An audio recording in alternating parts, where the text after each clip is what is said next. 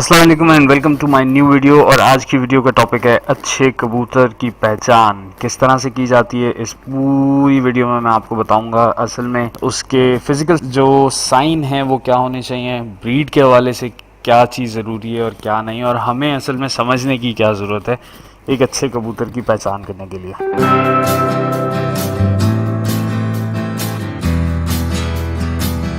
अस्सलाम वालेकुम तमाम दोस्तों, मेरा नाम है मुइज़ अशफाक। मैनिमल यूनिवर्स की नई एपिसोड पिजन टॉक में आप सबको मैं खुशामदीद कहता हूं। और आज की वीडियो का जो टॉपिक है वो है अच्छे कबूतर की पहचान। इससे पहले मैं इस टॉपिक के ऊपर बड़ी डिटेल में बात कर चुका हूं ऑलरेडी, लेकिन आज की इस वीडियो का मकसद मेरा बेसिकली ये कि मैं एक तवील लंबी एक वीडियो बनाऊं जिसमें इस जितने भी सवालात लोगों के आ रहे हैं ख़ास तौर पे वो एक ही दफ़ा में आंसर किए जा सकें कि असल में मेरे सामने एक अच्छे कबूतर की पहचान की फ़िलॉसफ़ी क्या है। लोग जिस तरह से समझते हुए आ रहे हैं, मैं उन तमाम टॉपिक्स को यहाँ पे थोड़ा सा ज़रूर छेड़ूंगा ताकि लोग उसको समझ सकें कि मैं इसको किस तरह से देख रहा हूँ और आप एक नॉर्मल हालात में जो लोगों की पहचान है उसको किस तरह से देख रहे हैं और लोग किस तरह से जज करते हैं उसे। तो बगैर टाइम ज़ाया किए चलते हैं हम वीडियो की तरफ। देखिए, सबसे पहली बात जो आती है वो बड़ी सिंपल है। लोग ये समझते हैं कि जो फिज़िकल चीज़ें बताई जा रही होती हैं हमें तमाम असातिज़ा ग्राम की तरह, सब रिस्पेक्टेड असातिज़ा ग्राम जितने भी हैं, किसी की फ़िलॉसफ़ी को गलत कहना या कुछ करना इस वीडियो का मकसद नहीं है, लेकिन सही हक़ाइक़ आपके सामने रखना बहुत ज़रूरी है ताकि लोग सही तरीके से समझ सकें उसको कि क्या है। इस वीडियो में मैं जिस तरह इसको डिस्ट्रीब्यूट करने जा रहा हूँ वो सबसे पहले एक इंट्रोडक्शन है, जो कुछ साइंस होने चाहिए सारी की सारी चीज़ों के बारे में, एक अच्छे कबूतर के बारे में वो डिस्कस होगा। फिर उसके बाद ब्रीड के हवाले से और फिर मैं एक फाइनल कंक्लूजन दूंगा कि असल में कबूतर पहचाने जाते किस तरह से। तो दोस्तों, सबसे पहले जो साइंस की बात देखें, कुछ चीज़ें हमें समझने की बहुत शदीद ज़रूरत है यहाँ पे। जो लोग ये समझते हैं कि पाकिस्तान की कोई अपनी ब्रीड है, तो मेरी नॉलेज के मुताबिक, मेरी रिसर्च के मुताबिक अभी तक मुझे कोई ऐसी चीज़ नज़र नहीं आई जो पाकिस्तान की अपनी ब्रीड हो। सबसे पहले ये समझना ज़रूरी है ब्रीड कहते हैं किसको है। ब्रीड उस चीज़ को कहा जाता है जो एक unique group of bird, animals, insects हों, स्पीशीज हों, जो दूसरे किसी भी चीज़ से मिलता जुलता ना हो, फिजिकली मिलता जुलता ना हो, प्लस उसके जो फिजिकल ट्रेट्स हैं, उसकी जो नेचर है दूसरे किसी भी चीज से मैच ना करे, ऐसी चीज को ब्रीड कहा जाता है। अगर कोई चीज दूसरे से मिलती जुलती है तो आप उसको ब्रीड का नाम नहीं दे सकते। उसके अलावा उसकी टर्म्स यूज होती हैं, वो भी मैं आपको क्लियर करता हूँ। फॉर एग्जाम्पल, अगर आप एक फैन टेल लका कबूतर देखते हैं तो उसके कुछ फिजिकल ट्रेट्स हम सबको पता है कि उसकी दुम उठी हुई होती है और उसके सर पे ताज भी होता है और स्प्रिंग टाइप उसकी नेक होती है, ये हम सब जानते हैं। अब इसमें क्वालिटीज बहुत सारी मौजूद हैं, कुछ बहुत ही हाई क्लास क्वालिटीज हैं। उनके जो दुमें हैं वो 3 से 4 लेयर्स रखती हैं, 40 फिदर्स तक होते हैं। उनके सर के ऊपर एक अदद क्रेस्ट यानी ताज भी होता है, कुछ के ताज नहीं होता। लेकिन जो उसकी बेसिक फिजिकल अपीयरेंस है कि उसकी दुम खड़ी होती है और कबूतर का चाल चलना फिरना मुख्तलिफ है और वो उड़ान के काबिल नहीं होते, ये हम सबको बिल्कुल क्लियर। अब इसमें क्वालिटीज जरूर आ सकती हैं, लेकिन अगर आप कभी भी एक चीज को देखते हैं जो कि उससे मिलता जुलता है, आप उसको लका ही कहेंगे, आप उसको कोई और ब्रीड का नाम नहीं दे सकते, ठीक है। अब इसमें दूसरी चीज आती है जिसको कहा जाता है स्ट्रेन। स्ट्रेन कहा जाता है बेसिकली उसी ग्रुप में से जो मिलता जुलता है, उसी ब्रीड में से एक और ग्रुप निकल आया है और वो ग्रुप कुछ थोड़े बहुत ट्रेट्स में डिफरेंसेस हैं उसमें, लेकिन वो पर्टिकुलरली किसी एक बंदे ने कुछ चीज़ें चेंज करने के बाद, कुछ जेनेटिकल चीज़ें चेंज करने के बाद, कुछ और नई चीज़ें ऐड करने के बाद उस ग्रुप को बनाया है, तो ऐसी चीज़ को स्ट्रेन कहते हैं। लेकिन वो दूसरे से मिलता जुलता होता है और वो उसी का सब डिवीजन होता है। फॉर एग्जाम्पल, उड़ने वाले कबूतरों में आपको एग्जाम्पल दूं, इंग्लिश टिपलर्स। इंग्लिश टिपलर्स वो कबूतर है जो एक ब्रीड के तौर पर कंसिडर किया जाता है। इंग्लिश टिपलर क्यों कंसिडर किया जाता है? उसका बॉडी स्ट्रक्चर डिफरेंट है, उसका उड़ने का पैटर्न डिफरेंट है। ऑल्दो लो फ्लाइट से उसका पैटर्न मिलता जुलता जरूर है, लेकिन उसका जो बॉडी फीचर्स हैं, पूरी शेप जो है, that is totally different to other regions low flight. Pakistani पट्टी वाले या इंडियन पट्टी वालों से वो मिलता जुलता नहीं है, डिफरेंस उसमें मौजूद है। हो सकता है उन्हीं से बनाओ, लेकिन दैट्स स्टैंडर्ड ब्रीड। उसमें 2 स्ट्रेन्स आती हैं, एक जिसको हेगविस कहा जाता है, मैं अगर उसको सही प्रोनाउंस कर रहा हूँ, और एक जैक बॉर्डन्स। ये 2 इंग्लिश फ्लाइंग टिपलर की दुनिया के बड़े उस्ताद कह लें आप इन लोगों को, या बड़े उड़ाने वाले थे, जिनके नाम पे ये स्ट्रेन्स कंसिडर की गई। इसी तरह पाकिस्तानी कबूतरों में teddy, that's not a breed, वो कोई ब्रीड नहीं है, वो बेसिकली एक स्ट्रेन है जो किसी एक पर्टिकुलर ब्रीड में से थोड़ा सा डिफरेंस रखने की वजह से सामने है, तो उसको एक स्ट्रेन का नाम दिया जा सकता है। चले मान, अब बात आती है यहाँ पे कि पहचान क्या है कबूतरों की। तो जो लोग, अब ये जो मैंने आपसे बात की है, ब्रीड और स्ट्रेन का डिफरेंस सामने रखना ज़रूरी था इस वीडियो को करने से पहले। इसके बाद जो मैं आपसे बात करूंगा वो है फिजिकल टूल्स, पहचान किस तरह से होती है। कुछ लोग कहते हैं कि आंख कबूतर का सबसे बेसिक जो है वो टूल है जिससे पता चलता है कि कबूतर किस नस्ल का है, अच्छा है बुरा है। तो देखें दोस्तों, सबसे पहले एक बात समझने की यहाँ बहुत शदीद जरूरत है। ऑल्दो ये फिलॉसफी रेसर पिजन्स में भी पाई जाती है, वहां पे भी लोग आई साइंस को कंसिडर जरूर करते हैं, लेकिन ये स्टैंडर्ड साइंस नहीं है। आंख का कलर का ताल्लुक बेसिकली जीन्स से है। जीन्स के साथ क्या क्या चीजें होती हैं अब ये भी समझना बहुत जरूरी है। जीन्स बेसिकली ड्राइव करती है पूरा बॉडी स्ट्रक्चर, बॉडी शेप और कलर। ये चीजें जेनेटिकल बेस्ड हैं, ठीक है। इसका ब्लड लाइन में किस तरह का है, इसका ब्लड से कोई ताल्लुक। अब ये बात भी क्लियर होनी चाहिए यहाँ पे कि जब आपने बात कर दी टूल्स की, तो आंख सिर्फ देखने की एक ऐसी चीज है जिससे कबूतर देखता है, अच्छा देखता है बुरा देखता है, ये उस आंख से जरूर पता चल सकता है। लेकिन ये कोई नहीं बता सकता कि अगर लाल आंख का है तो उसकी ब्रीड कौन सी है, या लाल आंख का है तो वो उड़ेगा कैसे, या उसमें अकल किस तरह की। ये एक्सपीरियंस बेस्ड फिलोसफी जरूर हो सकती है कि एक ग्रुप ऑफ फेंसियर्स जो पाकिस्तान में कबूतर रखते आ रहे हैं, उन्होंने कसूरियों की कुछ शेप जिस तरह की देखी तो उन्होंने उस बेस के ऊपर एक फिलोसफी बनाई जिसको कहा गया कि ये आई साइन ऐसा होना चाहिए। ये यूनिवर्सल ट्रुथ नहीं है, नंबर वन। दूसरा ये कि इसका साइंस से कोई ताल्लुक नहीं है। ये एक अपनी ऑब्जर्वेशन, अपना एक्सपीरियंस जरूर हो सकता है, लेकिन ये सच्चाई नहीं। फिर जनाब कहने पे बात आती है उसके जोड़ मजबूत होने चाहिए, कील बड़ा होना चाहिए, हड्डी बड़ी होनी चाहिए, बाजुओं में जो पर हैं उस पर कोई गैप नहीं होना चाहिए, कबूतर नरम मुलायम होना चाहिए। जनाब ये सारी की सारी चीजें बिल्कुल ठीक हैं, इस पर कोई इख्तलाफ नहीं।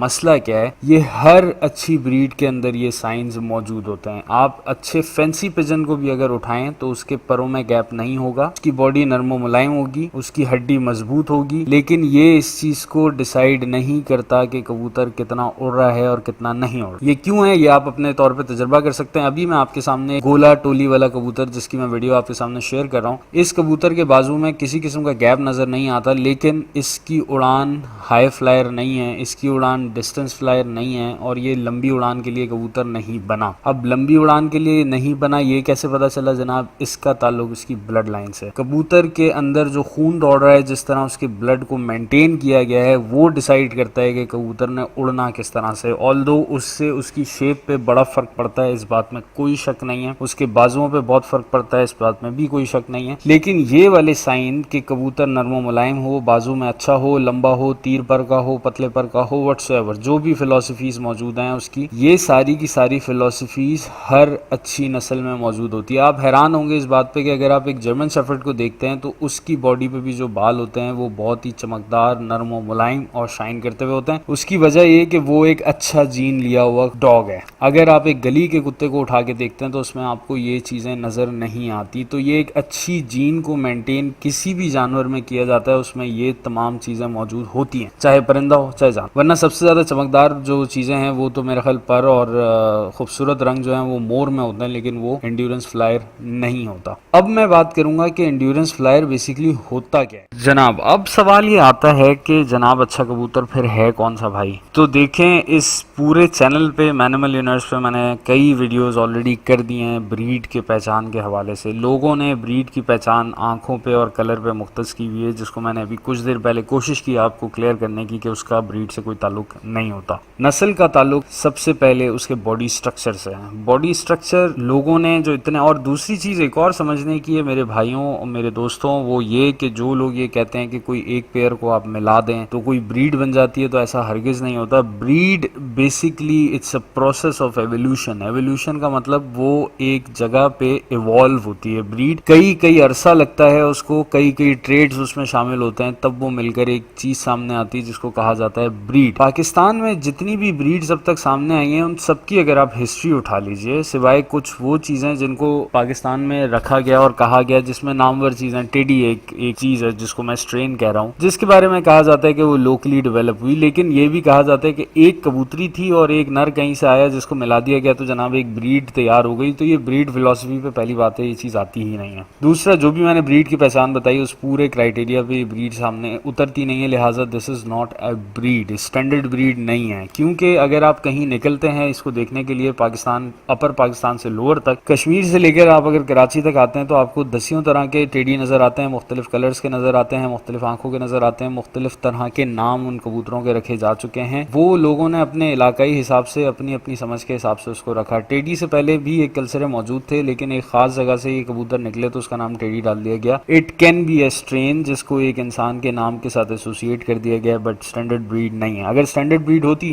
तो इन तमाम कबूतरों का एक जैसी शक्ल होनी चाहिए थी, एक जैसा फेस होना चाहिए था, एक जैसा स्ट्रक्चर होना चाहिए था, जो कि हमें नजर नहीं आता। हमें मुख्तलिफ तरह की चीजें नजर आती, क्योंकि इसको कलर बेस्ड कंसिडर किया गया। मैं इसमें तमाम चीजों को आप अगर समझना चाहें तो इसको ले सकते हैं। मैं इसमें सबकी बात कर रहा हूँ, चाहे चूहे हों, चाहे मोती वाले हों, चाहे 35 वाले हों, बटेरे हों, जितने भी नाम आपने आज तक सुन रखे हैं, वो तमाम चीजें इसके अंदर शामिल हैं। मैं सबको सामने रखते हुए बात कर रहा हूँ कि ये सब कलर बेस्ड हैं। अब जब आप कलर बेस्ड के ऊपर किसी चीज को एसोसिएट करते हैं तो उसका नुकसान ये होता है कि ये कलर तो बहुत सारी मुख्तलिफ ब्रीड्स में पाया जाता है। तो आपके पास मुख्तलिफ स्ट्रक्चर्स नजर आते हैं, मुख्तलिफ उड़ानों के पैटर्न नजर आते हैं, उसी एक ब्रीड, उसी एक नाम के साथ, जो कि एक नाम पूरी दुनिया उसको पुकार रही है, टेडी। लेकिन उसमें कुछ कबूतर ऐसे हैं जो 90 के एंगल पे बंद होकर उड़ते हैं, कुछ टहलते हुए नजर आते हैं, कुछ बंद ही नहीं होते, और कुछ पट्टी वालों की तरह लंबे लंबे घूमते रहते हैं। ऐसा क्यों है? क्योंकि उसकी ब्रीड और ब्लड लाइन डिफरेंट है, कलर उनके सेम है, और क्योंकि हमने कलर नेम को ब्रीड कंसिडर किया हुआ है, लिहाजा हम उसको ब्रीड कहकर कंफ्यूज होते रहते हैं पूरी जिंदगी, और अच्छे बुरे की कभी तमीज नहीं रख पाते। मैं थोड़ा सा हिस्ट्री की तरफ जाना चाहता हूँ यहाँ पे, कि अब तक जो इस तरह मैं बात कर रहा था कि तमाम जो भी हमने आज तक नस्लों के बारे में सुन रखा है, हमने कुछ इसी तरह से सुन रखा है कि कुछ लोग जब पाकिस्तान पार्टीशन हुआ तो इंडिया से कबूतर पाकिस्तान लेकर आए। उसमें कमगरों के भी नाम आते हैं, उसमें चूहों के भी नाम आते हैं, टुनिया के भी नाम आते हैं। तमाम ओल्ड जितनी भी ब्रीड्स,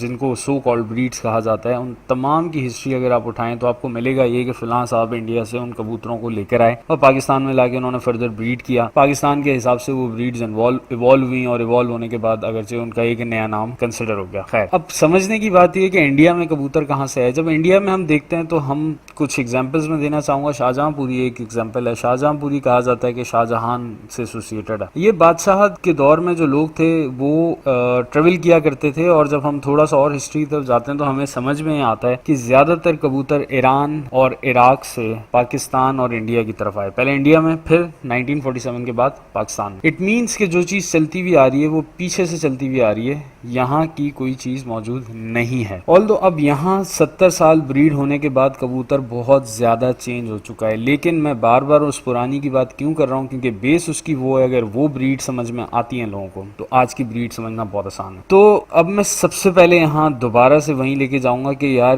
ब्लड लाइन्स का पता किस तरह से किया जा सके। सही है, अगर आप इस फिलॉसफी को समझ जाते हैं तो अब पाकिस्तान में जितने ग्रुप्स मौजूद हैं उसमें आप पकड़ सकते हैं कौन सा कबूतर परफॉर्म किस तरह से करता है। सबसे पहले मैं बात करने जा रहा हूँ यहाँ पे ईरानियन हाई फ्लायर्स की। आपके सामने एक तस्वीर मौजूद है, आप इस कबूतर को देखते हैं। आपने यकीनन इस तरह के हजारियों कबूतर पाकिस्तान में देखे होंगे पहले भी, और इनको कहा जाता है जनाब ये पुराने कबूतर थे और आज के लिए नापैद हो गए और मिलते नहीं है। नापैद इसलिए हो गए क्योंकि इनको उल्टा सीधा ब्रीड कर दिया गया है और इनकी जो असल चीज थी वो तबाह हो गई है, जबकि ये ओरिजिनल हालत में अब भी ईरान और इराक में कबूतर मौजूद हैं, क्योंकि वहाँ पे उन्हीं बेसिस के ऊपर इनको ब्रीड किया जा रहा है।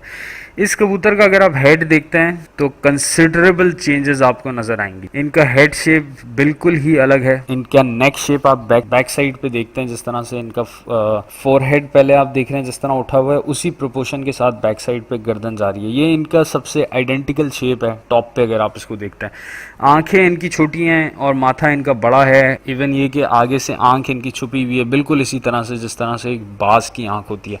पुराने लोग ये कहा करते थे कि कबूतर को सामने छोड़ा जाए और सामने रख के देखा जाए तो उससे अंदाजा ये होता है कि कबूतर असल में उसमें कितना दम है। अब जो है वो चीजें बदल के हाथों में आ चुकी हैं। आप इस कबूतर का पूरा प्रोपोर्शन देख सकते हैं कि जिस तरह से नेक चल रही है प्रोपोर्शनली, उसी तरह से उसके साथ इसका सीना चलता हुआ आ रहा है और कोई भी चीज आपको एक प्रोपोर्शन से हटती हुई नजर नहीं आती। ये ईरानियन हाई फ्लायर्स हैं।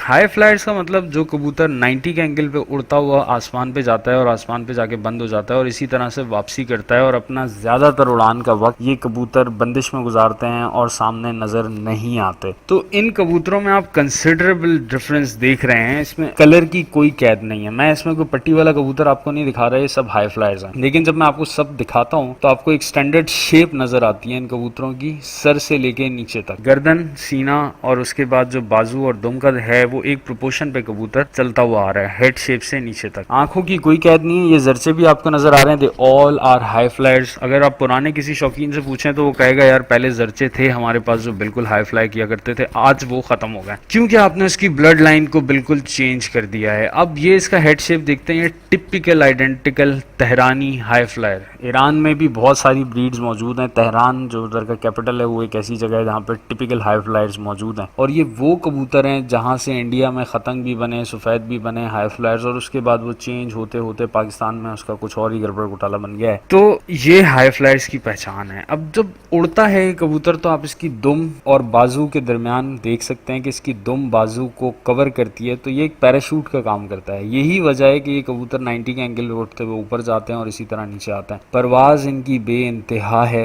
ये कलर्स और ये शेप आपको ज्यादातर पट्टी वाले कबूतरों में नजर आएगी, जो इस बात का प्रूफ है कि पट्टी वालों की लंबी उड़ान की वजह ये कि उसमें ये ब्लड लाइन अभी तक सही तरीके से मेंटेन की गई है, जबकि हाई फ्लायर्स में वो चीज तबाह कर दी गई है। ये दो बाज आपको नजर आता है, this is typical high flyer, this is not a low flyer. ये ईरानियन हाई फ्लायर है, आप उसकी शेप में डिफरेंस देख सकते हैं, लेकिन इसकी गर्दन और इसका प्रोपोर्शनेट बिल्कुल तेहरानी हाई फ्लायर जैसा नहीं है, लिहाजा इसमें कुछ ना कुछ मिक्स होने की वजह से कबूतर चेंज हो गया। ये टिपिकल तेहरानी हाई फ्लायर है। अब आपको मैं ये भी दिखाना चाहूँगा कि इन कबूतरों के जो क्लॉज यानी पंजे जो हैं उनमें क्या फ़र्क है। अगर आप इन कबूतरों के पंजे देखते हैं, अब इधर बात आती है, लोग कहते हैं जामनी पंजों के कबूतर बड़े मजबूत होते हैं। जनाब जामनी कलर बेसिकली पंजों का कलर है। अगर आप बनावट समझ जाएं तो आपको फ़र्क सामने नज़र आ जाएगा। ये एक सामने ईरानियन हाई फ्लायर के पंजों की बनावट है। इनकी जो रानों का साइज़ है वो बड़ा होता है, जबकि इनके पंजों के बाद की जो हड्डी है, जो उसकी लेग शेप जो कहलाती है, लेग इसकी छोटी होती है, और इसके स्केल्स जो हैं वो बहुत बारीक और लंबी उंगलियों के मालिक होते हैं। ये टिपिकल ईरानियन हाई फ्लायर्स की ब्लड लाइन। अभी इन्हीं कबूतरों में से बने जो भी कबूतर आपको आज नजर आएंगे उनमें ये चीज़ आइडेंटिकल होगी, और ज़्यादातर ये क्योंकि ड्राई, खुश्क और पर्पल पंजों के होते हैं तो ये कबूतर स्ट्रेट को भी आगे लेके चल रहे हैं। ऑल्दो ये रेड कलर में भी हो सकते हैं, कलर की कोई कैद नहीं है, लेकिन बनावट इनकी बिल्कुल यही मौजूद होगी। ये हाई फ्लायर्स हैं। अब इसी में एक ब्लड होता है जिसको टम्बलर्स कहा जाता है, ईरानियन हाई फ्लाइंग टम्बलर्स।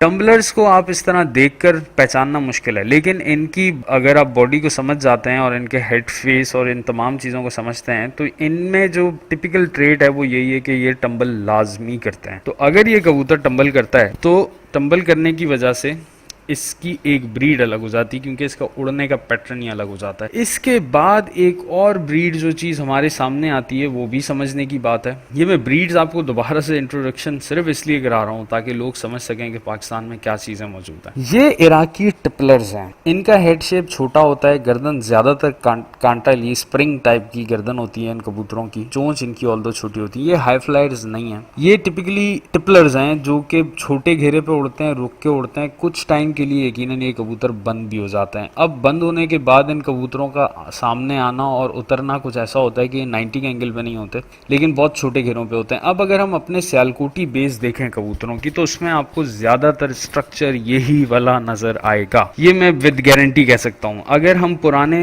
शाहजहांपुरी कबूतरों को देखें तो जो छोटी चोंच के इसी हेड शेप के हुआ करते थे, ये इन्हीं का बेसिकली एक कलर था जिसको कहा जाता है ब्लू बार या हरा, वो इन्हीं टिपलर्स का कलर है। अब इनमें और आपने हाई फ्लायर्स की बॉडी स्ट्रक्चर में ज़मीन आसमान का डिफरेंस आप देख सकते हैं। अभी हमारे पास यही लाखे और यही चीज़ें इंडिया में मौजूद हैं जिनको हम जले हुए ललसरे या लाखे कबूतर कहते हैं, इनको हम रामपुरी कह देते हैं। ये भी बेसिकली इराकी टिपलर्स की ही एक फॉर्म है। इनमें अब कुछ चीज़ें ऐसी मौजूद हैं जो कि हाई फ्लाई करती है, और हाई फ्लाई जो करती है वो कुछ इस तरह की चीज़ है।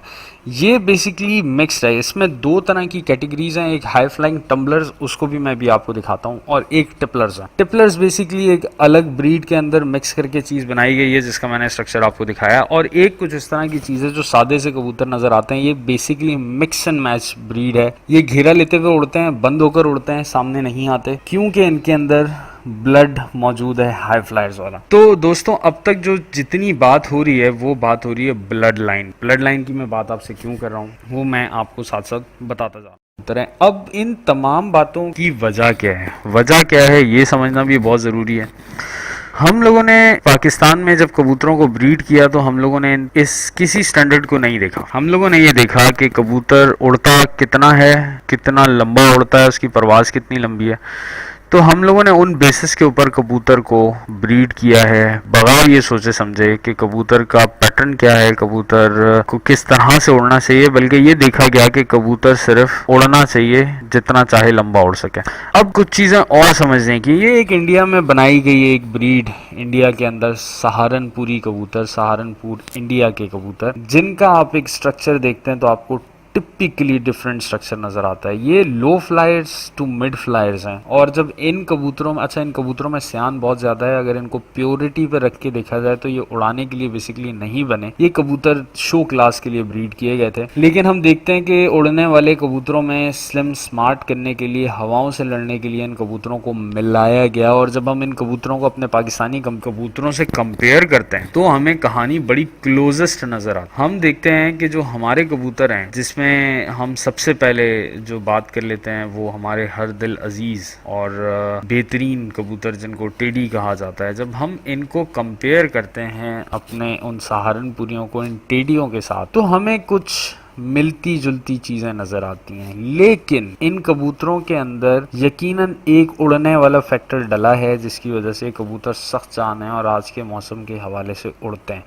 इस चीज़ में कोई बुराई नहीं है कि हमारे स्ट्रक्चर्स किस तरह से बदल गए या क्या हुआ, लेकिन इसमें समझने की ज़रूरत ज़रूर है, क्योंकि ये मिक्स ब्रीड्स हैं, ये स्टैंडर्ड ब्रीड्स नहीं हैं। पाकिस्तान के हवाले से लोगों ने इसको बिल्कुल ब्रीड किया होगा, लोकल अपने कबूतरों को इस तरह से मिलाया गया होगा कि हमारे माहौल के हिसाब से कबूतर उड़ सके और इंडल्स कर सके। लेकिन इसमें ये कह पाना बड़ा मुश्किल हो जाता है कि कबूतर जनाब ये उड़ेगा किस तरह से, उसकी एक बहुत ही क्लियर वजह है जनाब। रिसेंटली जो अभी एक बहुत अच्छा एक्सपीरियंस हुआ है, ये कबूतरी मेरी ली हुई पिक्चर्स जिसको मैंने अभी रिसेंटली शेयर भी किया था, अगर आप इसको देखते हैं तो ये हमारे लोकल स्टाइल का स्ट्रक्चर ज़रूर ली हुई है, पाकिस्तानी एक टिपिकल स्टाइल है, और ये टिपलर्स के साथ मिलाया गया, ये हाई फ्लायर्स के साथ नहीं मिलाया गया। अगर आप इसके भी बाजुओं का स्ट्रक्चर देखते हैं तो इसकी दुम कदरे बाजुओं को कवर करती है, इसके जो कॉर्नर के पर हैं वो बिल्कुल तीन तीन मिले हुए बड़े बाजू हैं। अब इनमें जो ब्लड है कबूतरों का, जो ब्लड मेंटेन किया गया है, वो ब्लड ऐसा है जो इन कबूतरों को ऊपर भेजता है, बंद करता है, और फिर एक वक्त पे खुल के कबूतर सामने आते हैं। ये कबूतर सामने रहकर नहीं उड़ते।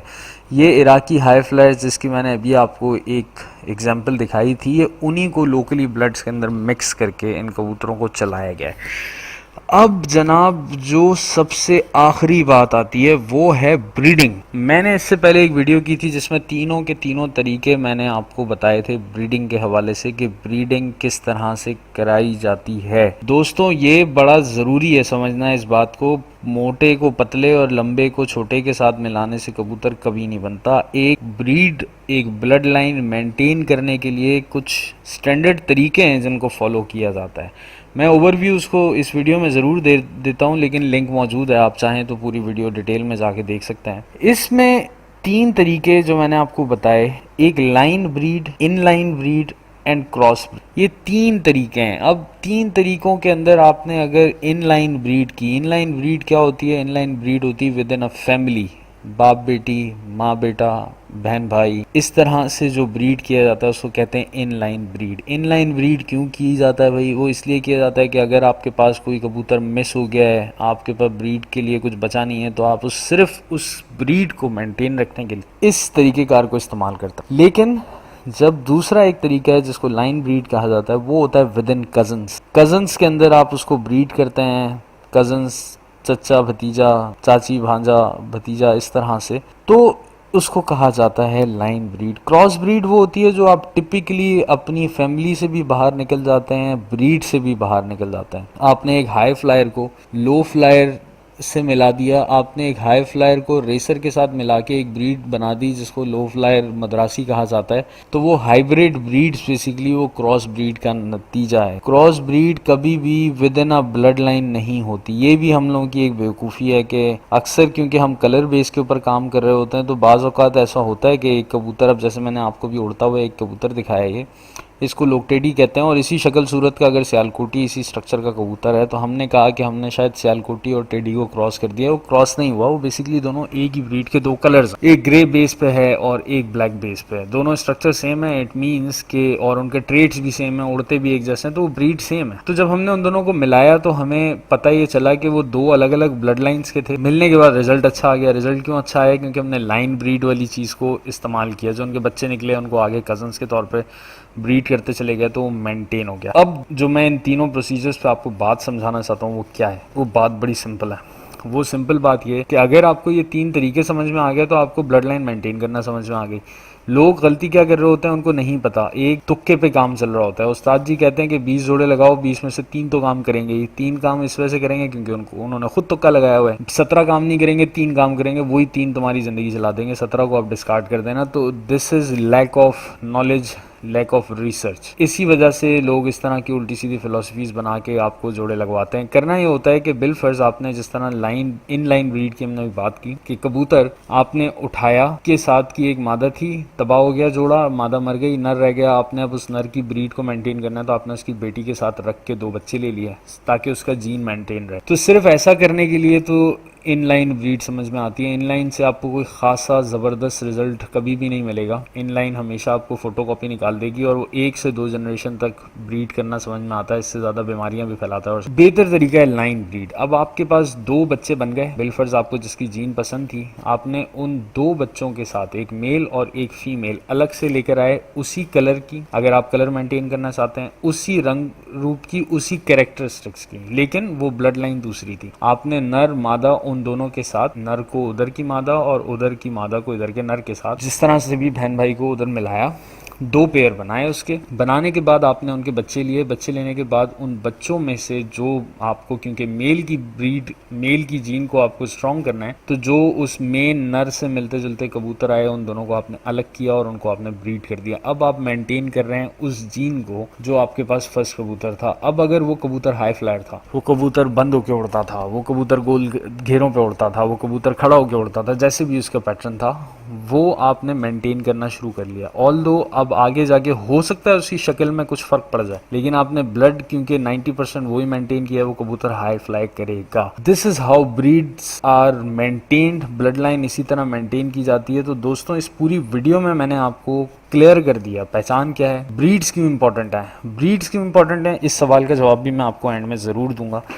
और वो सवाल का जवाब बड़ा आसान है कि अगर आप स्टैंडर्ड ब्रीड्स को समझते हैं, ईरानियन हाई फ्लाइंग टम्बलर्स को समझते हैं, तो आपको ये पता होगा कि वो कबूतर कितनी देर उड़ता है। थोड़ी सी रिसर्च करें तो पता चलता है 12 से 14 घंटे उनकी परवाज़ है। किस तरह से उड़ता है थोड़ी सी रिसर्च करें तो पता चल जाता है 90 के एंगल पर उड़ता है। टम्बल क्यों करता है, खेल मारते हैं, नीचे से ऊपर जाते हैं, ऊपर से नीचे। आपको नहीं पसंद, आप उस ट्रेड को एलिमिनेट कर सकते हैं, जो कि आजकल के पाकिस्तानी कबूतरों में हो गया।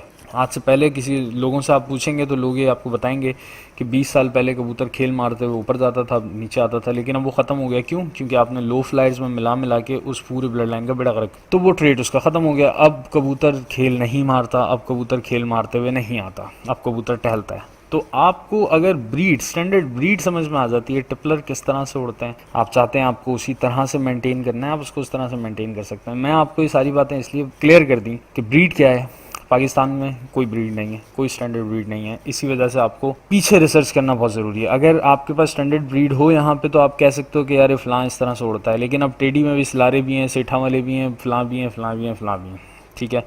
चूहों में भी लाल मोती वाले चूहे हैं, फलाना चूहे हैं, ढुंगाना चूहे हैं। तो ये वो चीज़ें हो गई कि आपके पास स्टैंडर्ड तो नहीं है, तो आपको ये समझना ज़रूरी है कि ये आ कहाँ से रहा है। अगर आपके वो समझ में आ गया तो आप आगे बना भी देंगे। तीनों तरीके मैंने आपसे इस वीडियो में दोबारा से शेयर कर लिए डिटेल में। आप ऊपर वीडियो लिंक के ऊपर जाके क्लिक करके सुन सकते हैं, नीचे डिस्क्रिप्शन में भी लिंक मौजूद है। आप उस वीडियो में ये देख कर तीनों तरीके देख सकते हैं ब्रीड कराने के, और ब्लड को कैसे मेंटेन किया जाता है वो भी देख सकते हैं। इसका हरगिज़ इस चीज़ से कोई ताल्लुक नहीं है कि जोड़ लगाते हुए हड्डी बड़ी हो या छोटी हो। अगर आप 2 ब्रीड्स एक जैसी ब्रीड्स को मिला रहे हैं, चाहे वो ईरानियन है, चाहे वो इराकी है, चाहे वो बुदापेस्ट है, इंग्लिश टिपलर्स हैं, पाकिस्तान में जो भी चीज़ें हैं, जब भी आप एक जैसी चीज़ को मिलाएंगे तो उसके अंदर आपको छोटी बड़ी हड्डी देखने की ज़रूरत नहीं होती, उसमें ब्लड सेम होता है। अब वो जो छोटी बड़ी हड्डी है वो उसके फिजिकल ट्रेट्स हैं, उस फिजिकल ट्रेट्स की वजह से उसके पैटर्न पे बिल्कुल फ़र्क आ सकता है, लेकिन आप उसको मेंटेन कर सकते हैं, उसको चेंज कर सकते हैं इन 3 तरीक़ों का, जो मैंने आपको ब्रीडिंग के तीनों तरीके बता दिए। तमाम बड़े असातिज़ा अपने घरों पे इन्हीं 3 ब्रीड के पैटर्न्स के ऊपर कबूतर बनाए हैं, चाहे उन्होंने पढ़ के बनाए हों या एक्सपीरियंस बेस पे बनाए हों, चाहे उनको पता हो या ना पता हो, लेकिन तरीक़ेकार स्टैंडर्ड यही है, पूरी दुनिया इसी के ऊपर काम करती है।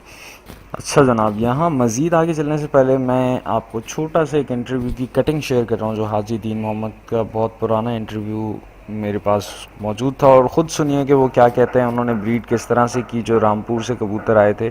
उन्होंने कहा कि 2 पट्ठे आए थे और उनके हम नस्ल के साथ उनको मिला के बच्चे लेकर फर्दर ब्रीड किया गया, यानी उसको लाइन ब्रीड किया गया। दूसरी तरफ वो डब वालों के बारे में क्या कहते हैं, ये सुनना बड़ा मज़ेदार है। ये कहते हैं कि वो कबूतर जो डब वाले इनिशियली जिन आपके पास थे, उनको वो डब वाले का नाम रखा हुआ था उन्होंने, और वो कबूतर 90 के एंगल पे उड़ते थे, वो कबूतर घेरा नहीं लेते थे। तो ये बड़ी इंटरेस्टिंग फैक्चुअल बात है जो मैं आपके सामने रखना चाहता हूँ। हाजी दीन मोहम्मद बड़े एजड इंसान और बड़े रिस्पेक्टिव आदमी थे, और उन्होंने ये सारी कहानी बताई, जिससे ये चीज़ क्लियर होती है कि पहले के आए हुए कबूतर वही थे जिनको आज हमने मिस कर दिया है बैड ब्रीडिंग की वजह से। उससे दिनों के बाद 2 बच्चे गए, तो वाल साहब ने पूछा भी केड़ी जगह से गया था, क्या लगा मैं रामपुर गया था। तो जवान हो गए, अपनी नस्ल से ना आई, कोदर मेरे थे, कोदर मेरे खुदा साहब की मेहरबानी जिला किताब है, इन्हें आसानी बनी उससे शेर साढ़े है भी मतलब आए नहीं, तो डब वाले कबूतर, डब वाले उन्हें नाम रखे है, वो ऐसे ऐसे गाली थे, दूसरे गाली थे सीढ़ी उन्होंने मेरी चक्कर नहीं मार रहे, सीधे छात्रा नहीं थे, चक्कर नहीं मार रहे, सीधे। उम्मीद करता हूँ आज की वीडियो में बहुत सारे सवाल आप लोगों के क्लियर हो गए होंगे, और मेरी जो फ़िलासफ़ी है, जो मेरी सोच है, उसके मुताबिक क्लियर हो गए होंगे। जो सवाल हैं कमेंट्स में कीजिए, पूरी कोशिश करूंगा जवाब देने की ज़रूरत पड़ेगी तो एक और वीडियो भी कर दूंगा उसके ऊपर। उम्मीद करता हूँ आप लोग इस चैनल को बहुत ज़्यादा पसंद कर रहे होंगे, और अगर पसंद कर रहे हैं तो वीडियो को ज़रूर लाइक कीजिए, दोस्तों के साथ शेयर ज़रूर कीजिए, और नीचे लाल बटन जो दिया हुआ है इसको क्लिक करें, सब्सक्राइब कीजिए, और अगर चाहते हैं कि आने वाली वीडियो का नोटिफिकेशन आपको मिल सके तो साथ दिए हुए बेल आइकन को भी ज़रूर क्लिक कीजिए। मैं मिलता हूँ आपसे नेक्स्ट वीडियो में नेक्स्ट टाइम। आज की वीडियो बहुत ज़रूरी थी, कंक्लूजन सारी आपके सामने आ चुकी है। Hope it will help you out. Thank you, bye.